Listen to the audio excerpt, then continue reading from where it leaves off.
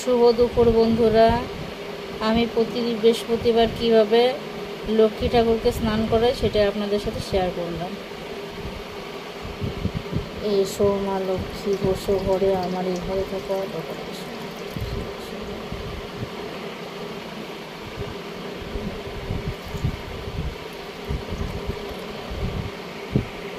তো দেখো, আমার এখানে স্নান করানো হয়ে গেছে আজ একটু পর। তো দেখুন বন্ধুরা, এখানে সাজানো হয়ে গেছে আমার মা লক্ষ্মীকে। এবার সিঁদুরের ফোঁটা দিয়ে দেবো। তো দেখুন কেমন লাগছে। দেখো বন্ধুরা, আমার এখানে সাজানো হয়ে গেছে। এবার আমি পাঁচালিটা পরে নেব। প্রতি বৃহস্পতিবারে অবশ্যই পাঁচালি পরার চেষ্টা করবেন।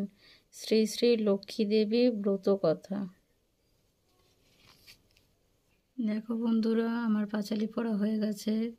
কেমন লাগছে অবশ্যই বলবেন। দেখুন,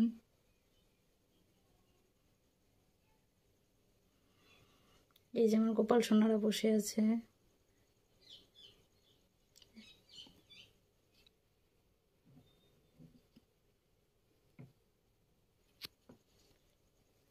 রাধে রাধে, হরে কৃষ্ণা, হরি বল।